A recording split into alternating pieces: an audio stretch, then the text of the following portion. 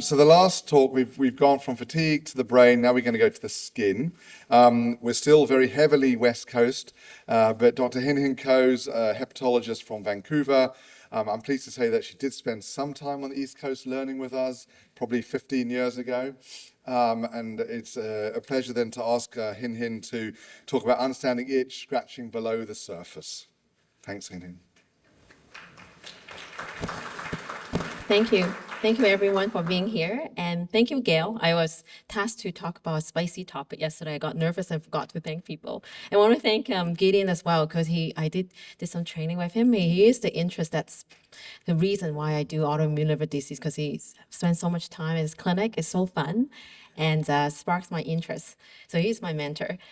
So I'm going to talk about, trying to be on time, understanding your itch. So yesterday, Dr. Mayo did an amazing talk, and I will try to finish it in 15 minutes. Gail is looking at me. So this is my disclosures. So learning objectives. So really want to touch on about the burden of this PBC itch. But I'm only focused on the one related to bowel acids, not due to dry skin or other reasons. So the current management strategy, and really touch on just potential future therapies.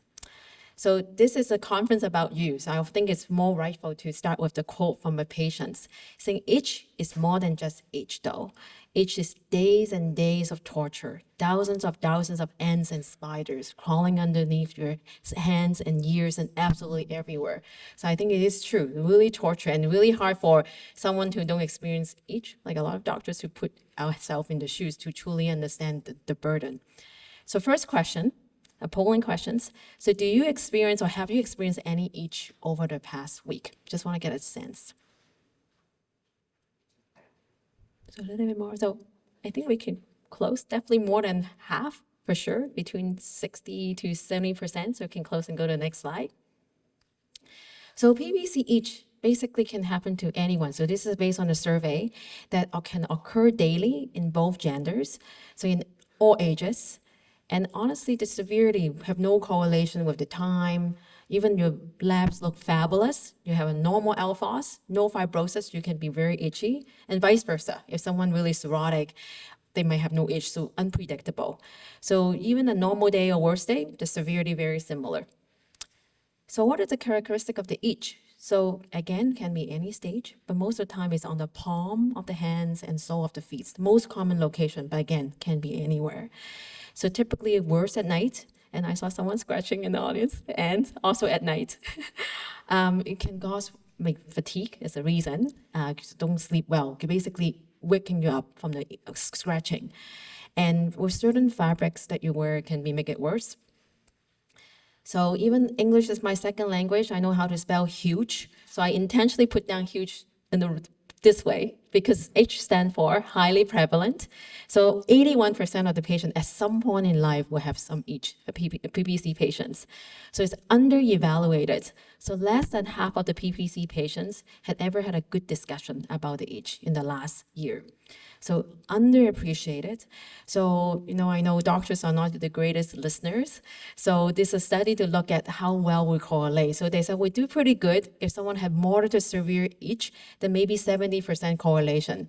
Mild to medium is horrible. It's like 20 to 30%. Patients say that way. We doctors document something else in our chart. So the last U stands for undertreated. So only 1/3 of the patients got significant itch ever got treatment. So very much itch and has a huge impact on the quality of life, from physical, social to psychosocial. So it's itch, you scratch your skin, make you embarrassed eating out with your friends, hanging out with your friends. So leading to all the mental burden, affect your daily work, you don't sleep well, you're fatigued.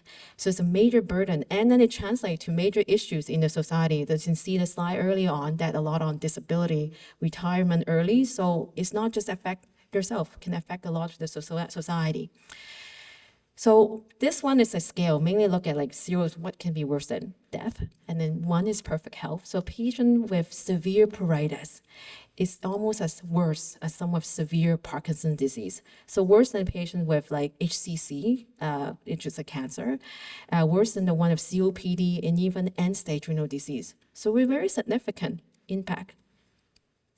So what is the cause for itch? So we've think they got an idea. We don't know the exact pathophysiology, but the main molecule we know is that the bile acid you heard about a few times already.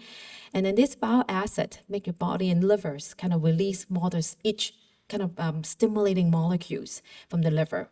So you have something involved in the liver system, in the gut, and the receptor in the skin and to our brain.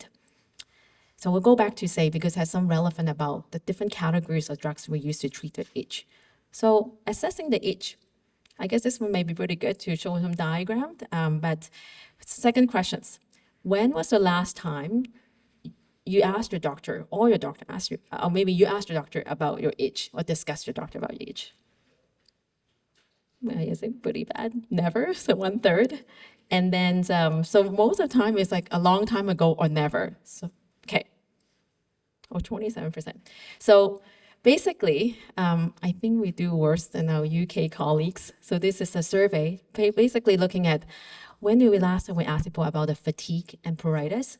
So only 40% of the people with PBC said they have never been, well, 60% 40% said they have not been ever been asked about the symptom the last year.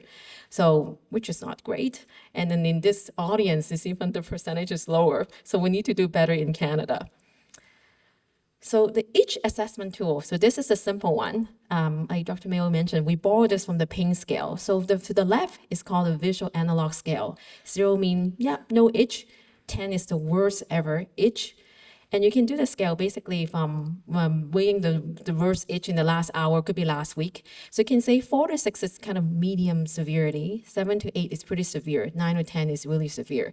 So maybe next time, even don't wait for your doctors to ask them, just challenge your doctor, say, you know what, I did my scale, I think I'm 7, it's pretty bad. So so keep bugging your doctor about them and tell them, give them a number saying I'm just really itchy. And then you can, but don't quote me saying, oh, it's Dr. Koa who will really encourage you. Otherwise, I got all the nasty email from my colleague. So we had a multi-dimensional tool too. So basically, it's not enough to look at one dimension, just how severe, but it's the quickest way we can assess during our clinic visits. But we have the 5D itch scale and the PBC 40. So look at different dimensions, or how long, when was the last time, does it affect your daily life? So just more look at the multi-dimension. But we see a lot of time in the studies, but it takes a bit more time during a visit. Maybe we can administer the surveys. You can do it at home, but again, it's good to understand because some of the study we look at using these scales. So what about the management of itch? So are you currently on any treatment for your itch? So yes or no? So again, I think it's, we don't really do a good job. There's only like a quarter of you on some treatment for your itch. So we can close the poll. So there's some non-drug ways we manage it. You probably heard about it all before. It's like some moisturizer. I mean, put the moisturizer as soon as you're taking a bath. When your skin is still wet, that's the best time to put the moisturizer right away. Cool, not too hot showers. Avoid anything with fragrance and any irritating fabrics. Now, the drug treatment, you kind of saw this slide before. So with different kind of area that we want to target. So the first area is kind of trying to change the environment in the liver. So we got to have some drugs that kind of prevent the liver uptaking the bile acid. So we have the rifampin that some of you may have tried or before or currently on it.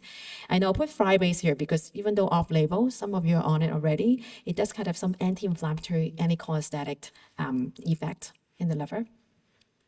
So then we have something to work on the gut. So the powder, the really yucky powder, you mix, then you take it 4 hours later. Within 4 hours, cannot take any other drugs. So think about this like a mop. Basically, all the bile acids in your gut. So we have this mop, try to mop up as much and binds it, and you can just kind of excrete it in your stool. So it kind of have an impact by preventing our body system recycling the bile acids.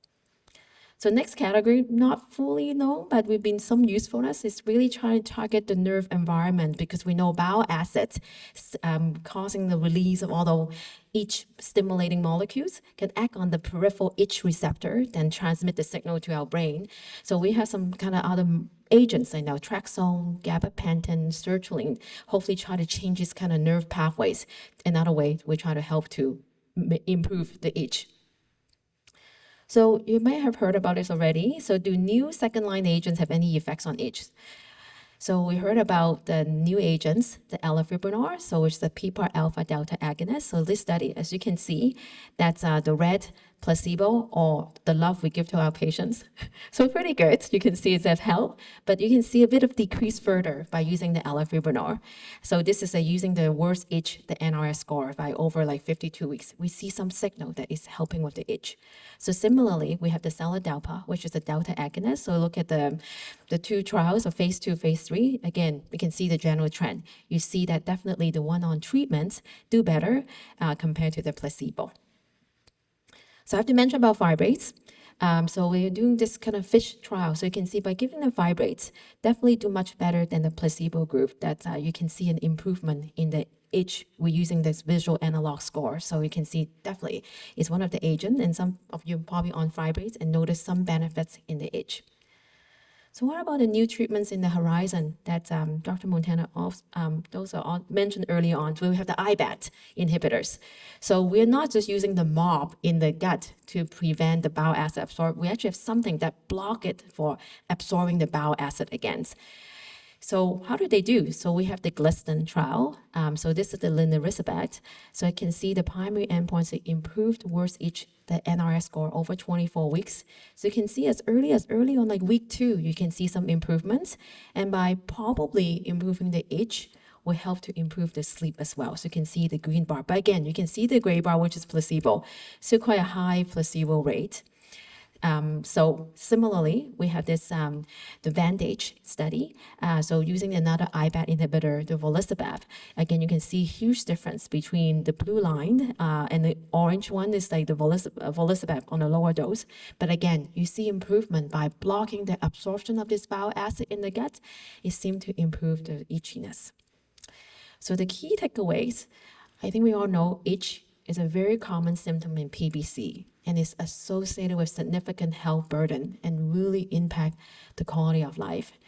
It clearly is underassessed and undertreated, and I think really should be discussed at each visit. I think we do a poor job really to ask you about the symptoms.